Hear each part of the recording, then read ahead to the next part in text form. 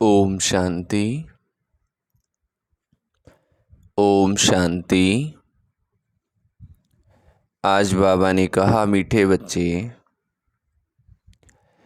अशरीरी बनने की drill number 1 drill है।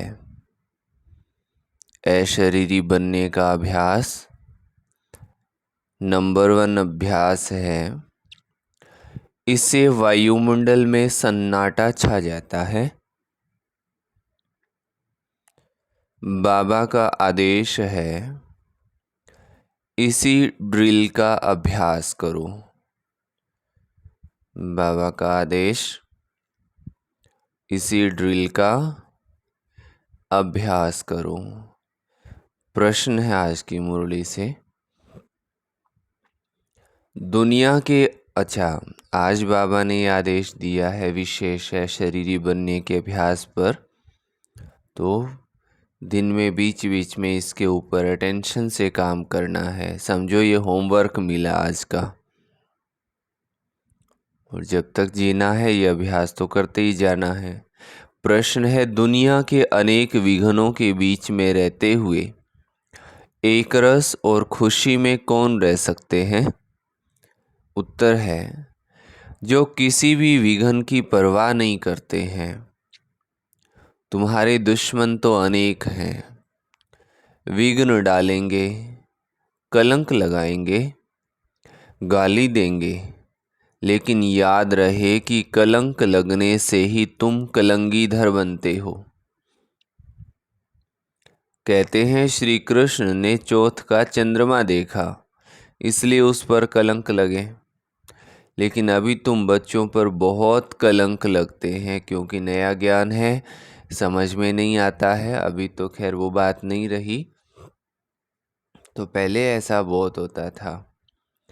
अंत में तुम कहेंगे, हे भारतवासियों, देखो तुमने बहुत कलंक लगाए और हम अभी कलंगीधर बनते हैं।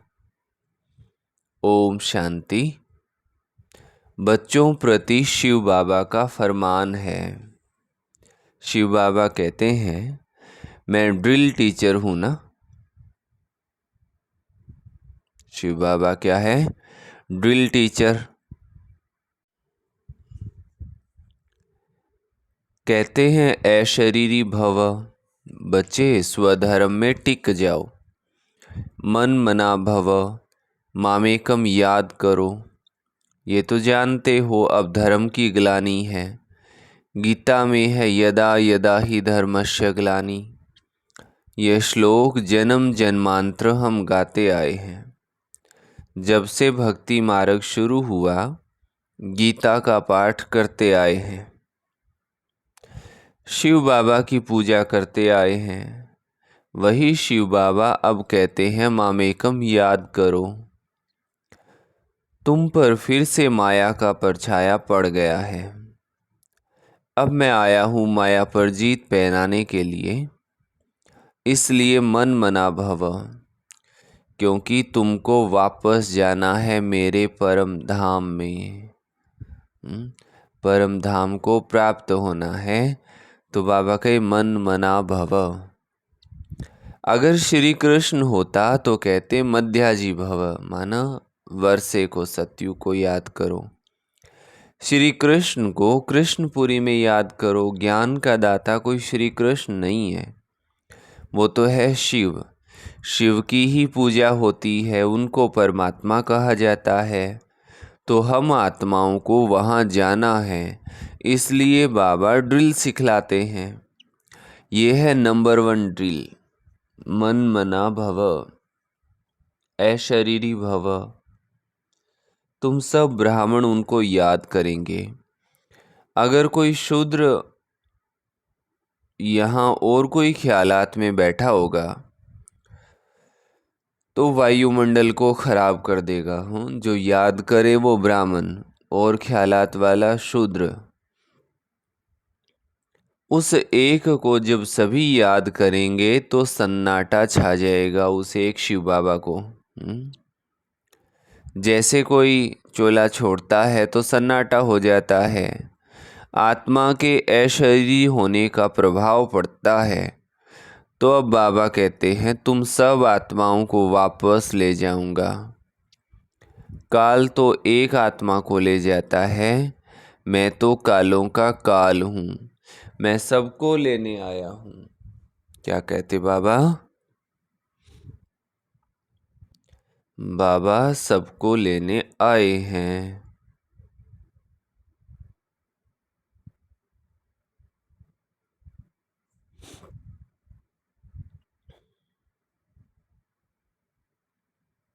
अच्छा, और मैं आता हूँ साधारण ब्रह्मा तन में। मैं मनुष्य सृष्टि का बीज रूप चैतन्य हूँ। मैंने ही गीता सुनाई थी। देखो, तुम्हारे पर अब कलश रखा है ना। श्री कृष्ण की गोपियों को भी कलश दिखाते हैं। कहते हैं श्री कृष्ण ने मटकी तोड़ी। अब वो मटकी काहे की? तुम्हारे सिर पर जो विकारों की मटकी है उनको तोड़ते हैं और ज्ञान अमृत का कलश देते हैं। बाकी सतयुग में थोड़ी कोई ऐसी बात हो सकती है। गोपियाँ तुम हो। गोपी वल्लभ की गोपियों पर जो जहर का कलश था वो फोड़ ज्ञान अमृत का कलश रखते हैं। तो इसमें बुद्धि बहुत अच्छी चाहिए तब धारणा हो सके। गोपियों का वल्लभ माना बाबा तो है शिव बाबा। श्री कृष्ण को वल्लभ नहीं कह सकते। लिखा है गोपियों को भगाया। अब बाबा थोड़े ही भगाएंगे, ये तो समझ की बात है ना। ये तो कायदा नहीं है। बाबा समझाते हैं जब कोई महात्मा कहे कि शिवो हम, तो बोलो एक तरफ तो कहते हो महात्मा यानी महान आत्मा, फिर अपने को परमात्मा अथवा शिवोहम क्यों कहते हो? महान आत्मा तो पवित्र आत्मा ठहरे ना। ये राज समझाना है। इसको ज्ञान का धर्म युद्ध कहा जाता है। उन्हों के पास है शास्त्रों की मत और तुम्हारे पास है श्रीमत। बाबा कहते हैं मैं आता ही तब हूँ जब राजयोग सिखलाना है। भारत के ऊपर ही ये सारा खेल है। हीरो हीरोइन का पार्ट भारतवासियों को मिला हुआ है। वास्तव में वंदे मातरम भी इन माताओं को कहा जाता है। वो लोग तो भूमि को मात्र कहते हैं, मातरम कहते हैं। भूमि तो तत्व है, उनको थोड़े ही माता कहा जाता है। इस धरनी में रहने वाली तुम माताएं हो, तुमको वंदे मातरम कहा जाता है। वो भूमि को वंदे मातरम कहते हैं तो भूत पूजा हो गई। मीन्स तत्व के हिसाब से बाबा ये बात कहते हैं।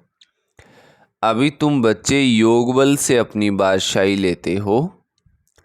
सब मेहनत करते रहते हैं पवित्र बन बादशाही लेने की। जिस तरफ साक्षात सर्व समर्थ सर्वशक्तिमान है उनकी ही जीत होनी है। परमात्मा की महिमा बिल्कुल अलग है। वो आकर ड्रिल सिखलाते हैं कि मामेकम याद करो और सब तुमको दुख देने वाले हैं। सभी दुश्मन बन विघन डालते हैं। ये कोई नई बात नहीं है। बाबा कहते हैं हमको कोई दुनिया की परवाह थोड़ी है। श्री कृष्ण के लिए कहते हैं चौथ का चांद देखा तब इतनी गाली खाई। कलंक जिन पर लगाते हैं वही फिर कलंगी धर बनेंगे। फिर अंत में कहेंगे अरे भारतवासियों, तुमने हमें कितनी गाली दी। देखो हम ये बन रहे हैं, राज्य भाग्य ले रहे हैं। कलंक किस पर लगते हैं? जो अच्छा कर्म करता हो, जो भला आदमी हो, उस पर कलंक सबसे ज़्यादा लगते हैं। कोई 2 नंबर का धंधा करता हो, भ्रष्टाचार करता हो, उनको कोई कुछ नहीं कहता है। तो बाबा के अब हम भाग्य ले रहे हैं। लड़ाई के मैदान पर तो बहुत सहन करना पड़ता है। तो जो राज्य भाग्य देते हैं उन पर बलिहार जाना पड़ता है। ये शिव बाबा समझा रहे हैं। ये दादा अपने को भगवान नहीं समझते हैं, इसलिए शिव बाबा कहते हैं बच्चे ये तुम्हारा कल्प कल्प का पार्ट है। तुम भी कहेंगे जब जब धर्म की ग्लानि होती है तब बाबा आते हैं। अब बाबा आया हुआ है और हम बाबा से वर्षा ले रहे हैं। निमंत्रण पत्र में भी लौकिक बाबा के हद के वर्षे और पारलौकिक बाबा के वर्षे वाली पॉइंट बहुत अच्छी लिखी हुई है। बेहद के बाबा से ही बेहद का वर्षा मिलता है। लक्ष्मी नारायण को बेहद का वर्षा किसने दिया? बाबा ने, शिव बाबा ने दिया। तो ये सब समझने की बातें हैं। हमारा ये सितम सहन करने का भी पार्ट है। पहले आदि रत्नों को आप देखिए कितना उन्होंने सहन किया है, बात मत पूछो। अभी तो वो समय ही नहीं है, अभी तो बहुत ठीक हो गया, लेकिन जब पढ़ते हैं तो बहुत हैरानी हो जाती है। तो बाबा के सितम सहन करने का पार्ट है। 21 जन्मों के लिए बादशाही मिलती है तो इसमें मेहनत करनी पड़ती है। गाया जाता है पुत्र वो जो पिता का नाम रोशन करे और स्टूडेंट वो जो अपने मास्टर का नाम ऊंचा करे। अब तुम्हारा रियल पार्ट है, तुम समझा सकते हो, वही हमारा बाबा टीचर सतगुरु है। वही मनुष्य सृष्टि का बीज रूप रचयिता है, सब जीव आत्माओं का पिता है, बाप है। उनको सर्वव्यापी कैसे कहेंगे? बाप तो ऊपर रहने वाला है, तब तो दुख में उनको याद करते हैं। वो आते तब है जब धर्म ग्लानि होती है। बाबा कहते हैं हमारी जन्मभूमि भारत के रहवासी जब दुखी होते हैं तब मुझे आना पड़ता है। परमात्मा की जन्मभूमि भारत है। ये अक्षर कोई के मुख से कभी निकलेगा नहीं। क्यों? क्योंकि याद नहीं है, भूल गए हैं। अगर सब परमात्मा हो तो सबकी जन्मभूमि भारत होगी। बाबा कहते हैं सभी गुरुओं को भी मैं मुक्ति धाम में ले जाता हूँ। जब उन्हों को ये मालूम पड़े कि हमको मुक्ति देने वाला बाबा है, वो भारत में जन्म लेते हैं तो भारत बहुत बड़ा भारी तीर्थ बन जाए। समझो, सभी को मालूम पड़े परंतु आ कैसे सकेंगे? सभी तो भारत में आ नहीं सकेंगे। इतना तो अन्न नहीं है भारत में।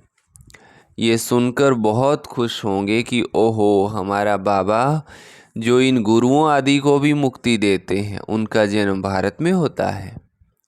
पहचान तो ज्ञान से, पहचानेंगे तो ज्ञान से ही ना, और क्या देखेंगे? ब्राह्मणों में जब किसकी आत्मा आती है तो उनके भी बोलने से ही पहचानते हैं। बगैर बोले पहचान कैसे हो सकती है? बात करने से मालूम पड़ेगा बरोबर फलानी आत्मा है। शिव बाबा भी जब ज्ञान दे तब समझें कि शिव बाबा बोलते हैं। जब ये प्रदर्शनी पहली बार बनी थी और जब ये प्रदर्शनी कहीं लगनी थी, उस टाइम प्रदर्शनी लगाने से पहले बाबा को भोग लगाया था। तो जब भोग उठाने लगे तो ऐसे दादी ने हाथ आगे किया, रोका। तो समझ में नहीं आया कि कौन है, तो मना क्यों किया है। तो रमेश भ्राता जी ने धीरे से पूछा, आप बाबा हो? आप बाबा आए हो आप? तो बाबा ने सिर हिलाया, कहते हैं हाँ मैं आया हूँ। तो जब बोलें तब पता चले कि बाबा हैं या कोई दूसरी आत्मा है। तो बाबा कहते हैं शिव बाबा भी जब ज्ञान दे तब समझें कि ये शिव बाबा बोलते हैं। ज्ञान ये तो दे ना सके, ब्रह्मा बाबा की बात है, ये सिवाय बाबा के कोई समझा नहीं सकता। कभी कभी कोई कहते हैं हम शिव बाबा से बात करें, परंतु उनको पहचानेंगे कैसे, समझ भी नहीं सकेंगे। बुद्धि से समझना चाहिए कि ये ज्ञान बाबा के सिवाय कोई दे नहीं सकता। देखो कहाँ कहाँ बच्चियाँ बगैर देखे तड़फ रही हैं शिव बाबा से मिलने। जरूर उनकी ताकत है जो खींचती हैं, कशिश होती है, तो उन्हों को सफ़ेद पोश का साक्षात्कार कराते हैं ब्रह्मा बाबा का। इसलिए बाबा कभी हमारी ड्रेस बदलने नहीं देते हैं। तो उनका ज्ञान से मालूम पड़ता है। बहुतों को भिन्न भिन्न प्रकार के साक्षात्कार भी होते हैं, परंतु उनसे क्या फ़ायदा। तुम्हारा काम ज्ञान से है, ये नॉलेज कोई और दे ना सके। तो ये सारा गुप्त पाठ हुआ। कहते हैं मैं आत्मा का रूप धारण कर इसमें प्रवेश हो जाता हूँ। तो ये ज्ञान इतना बाबा ही देते हैं, हम थोड़े ही देते हैं, थोड़े ही जानते थे। ब्रह्मा बाबा कहते बाबा देखो कितनी कमाल करते हैं। कहते हैं मुझे अपना वारिस बनाओ, मैं तुम्हारी इतनी सेवा करूँगा जो तुम्हारा बच्चा भी कभी कर नहीं सकेगा। तो जिन माताओं ने, भाइयों ने बाबा को अपना बच्चा बनाया होगा, उनको तो ये पॉइंट सुन करके बड़ा खुशी चढ़ जाएगी। मैं तुमको 21 जन्मों के लिए राज्य भाग्य दूंगा, फिर भी अगर वारिस ना बनाए तो तकदीर कहा जाएगा। जिनकी तकदीर में है वो बनाते हैं। तुम बच्चियाँ जानती हो हम शिव बाबा से वर्षा लेने लिए यहाँ आए हैं। शिव बाबा को और वैकुंठ को तुम सिवाय दिव्य दृष्टि के देख ना सको। ज्ञान तो बिल्कुल स्पष्ट मिल रहा है। हमको बाबा राजयोग सिखलाते हैं। ऊंचे से ऊंचा वर्षा है वैकुंठ की बादशाही, सो भी पढ़ाई से मिलती है। कोई भी राजयोग सिखला न सके। हम नर से नारायण बनते हैं, ये राजयोग सिखलाते ही अंत में है। तब तो फिर सतयुग में राजा रानी बनेंगे। ये मूसलों की लड़ाई प्रसिद्ध है। गीता से देवी देवता धर्म की स्थापना हुई। उस समय तो और कोई धर्म था ही नहीं। वो सब कहाँ गए, विनाश हुआ। बिल्कुल सहज बात है। ट्रेन में तो तुम बच्चे बहुत सेवा कर सकते हो, फिर भी प्रजा तो बन जाएगी। गाड़ी का डिब्बा ही तुम्हारी प्रजा बन जाएगी। बैठकर सुनेंगे तो उनको बहुत अच्छा लगेगा। लिटरेचर हाथ में होना चाहिए। शुरू की बात बाबा बहुत ट्रेनिंग देते थे कि ऐसे ऐसे। जब 1954 माना 1954-55 में जब बाहर आए थे ज्ञान सुनाने के लिए, तब बाबा ने बहुत प्रेरणा दी थी कि ज्ञान सुनाने जाओ सभी को, क्योंकि पहले सब पांडव भवन में इकट्ठे रहते थे, तो वहाँ से बाबा ने भेजा था। और ज्ञान सुनाने में भी विशेष एक बात बाबा बहुत ध्यान खिंचवाते हैं कि बच्चे तुम्हें किसी से डिबेट नहीं करना है, वाद विवाद में नहीं पड़ना है। एक और बात भी बाबा ने ज्ञान सुनाने के लिए शर्त रखी थी कि पात्र को देख करके दान देना है। अगर इच्छा हो तो सुनाना है, नहीं तो बाबा कहे अपना टाइम वेस्ट नहीं करना है। तो लिटरेचर हाथ में होना चाहिए, साथ में लाडला श्री कृष्ण भी होना चाहिए।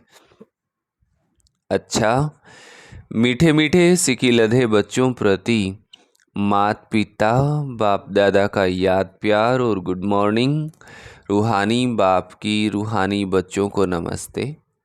हम रूहानी बच्चों की रूहानी माता पिता बाप दादा को याद प्यार, गुड मॉर्निंग और नमस्ते। धारणा के लिए मुख्य सार है। फर्स्ट पॉइंट, 21 जन्मों की तकदीर बनाने के लिए शिव बाबा को अपना वारिस बनाना है। शिव बाबा को अपना वारिस बनाना है। हर कर्म से बाबा टीचर सतगुरु तीनों का शो करना है। हमारे कर्म ऐसे हो जो बाप, टीचर और सतगुरु का नाम ऊंचा उठाएं। सेकंड पॉइंट है, ज्ञान एकदम स्पष्ट मिल रहा है। ज्ञान स्पष्ट मिल रहा है, इसलिए साक्षात्कार की आश नहीं रखनी है। साक्षात सर्वसमर्थ बाबा हमारे साथ हैं, इसलिए विघ्नों से घबराना नहीं है। दो बातें बाबा ने कही, जो वारिस बनाते हैं वो 21 जन्मों का वर्षा पाते हैं। फिर दूसरी बात बाबा कहते, साक्षात सर्व समर्थ सर्वशक्तिवान बाबा हमारे साथ है, तो विघ्नों से बिल्कुल घबराने की बात नहीं है। वरदान दिया बाबा ने, मेरा बाबा के समृति स्वरूप द्वारा समर्थियों का अधिकार प्राप्त करने वाले समर्थ आत्मा भव। कल पहले की स्मृति आते ही बच्चे कहते हैं तुम मेरे हो, और बाबा कहते तुम मेरे हो।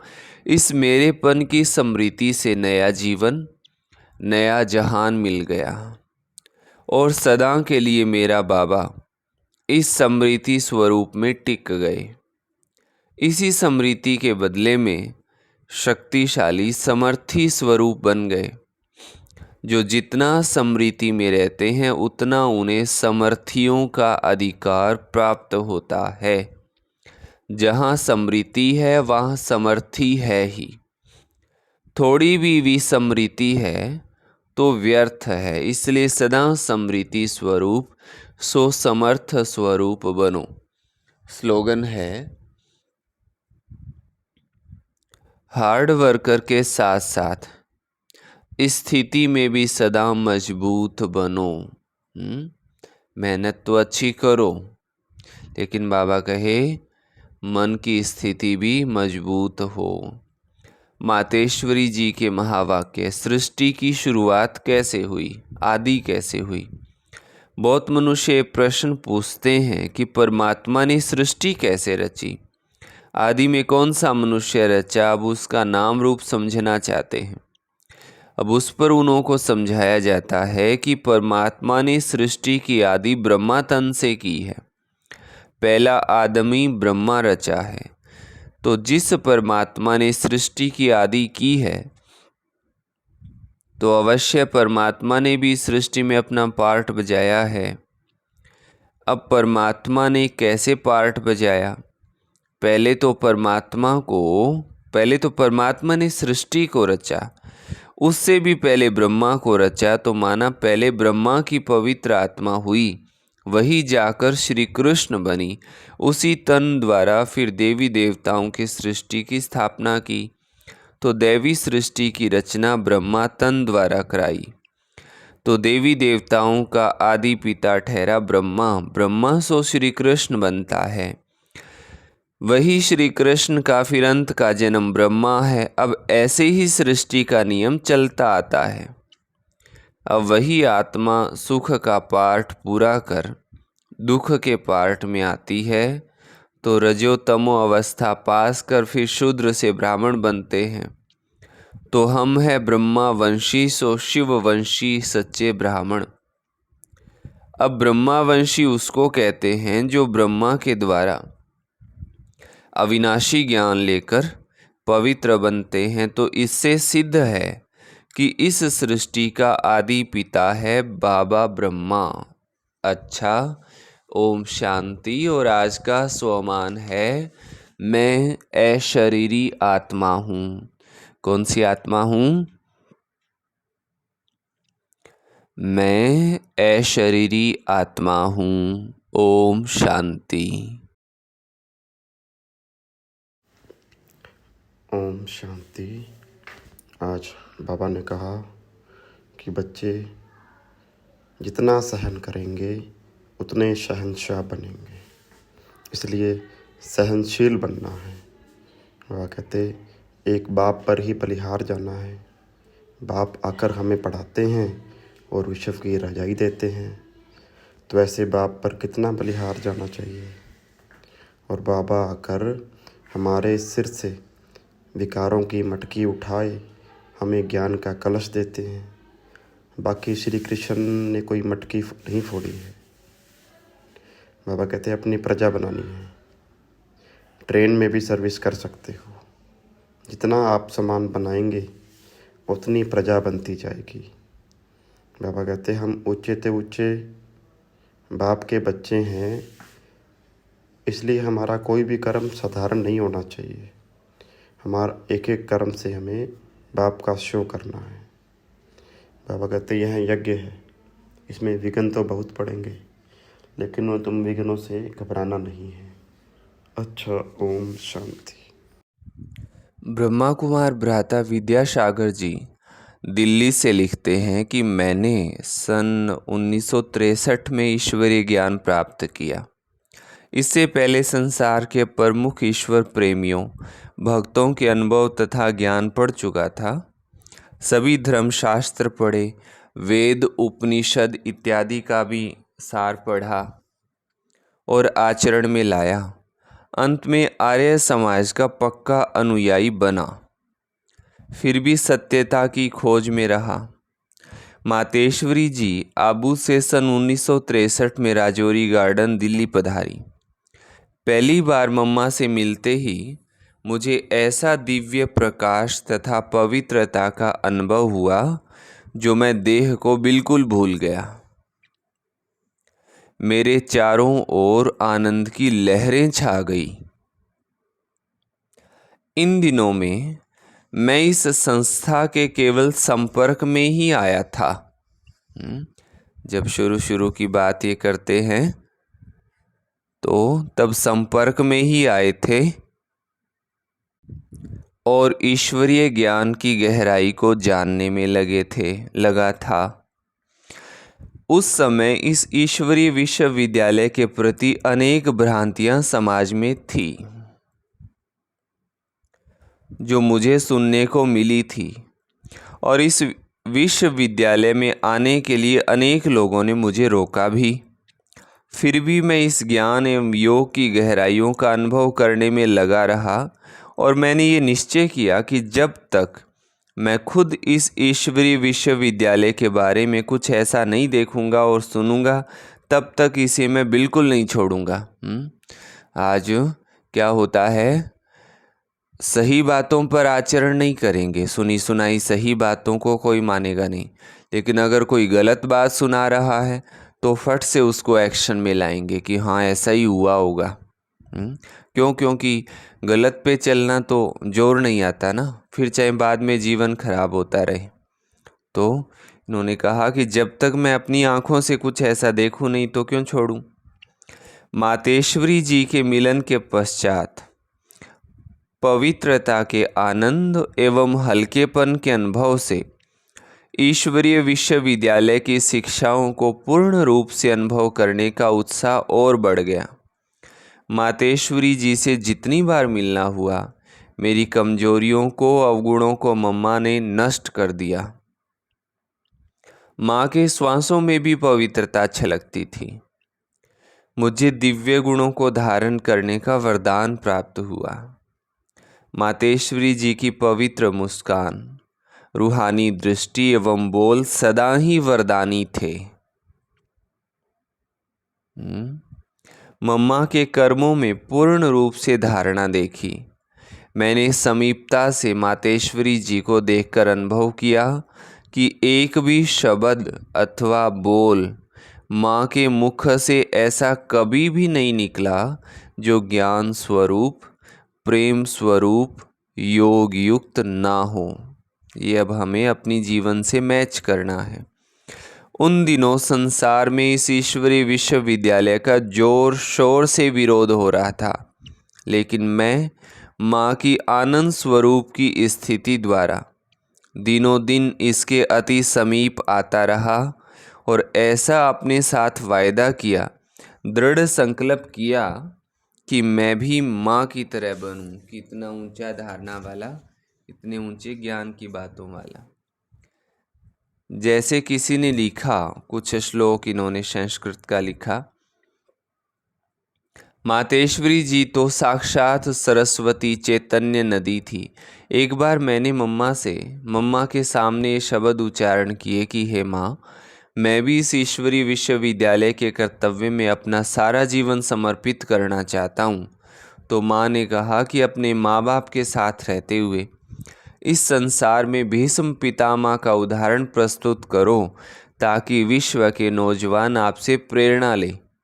माँ की शिक्षाओं को ग्रहण करके आज तक मैंने अपने जीवन को सफल करते हुए ईश्वरीय सेवा में लगाया है। माँ सरस्वती के जीवन से ऐसा दिव्य दर्शन होता था जो किसी भी अपरिचित व्यक्ति को ये सोचने के लिए मजबूर कर देता था कि ये सचमुच दिव्य शक्ति संपन्न है। ऐसा मुझे अपने मित्रों एवं परिवार वालों के मुख द्वारा सुनने को मिला।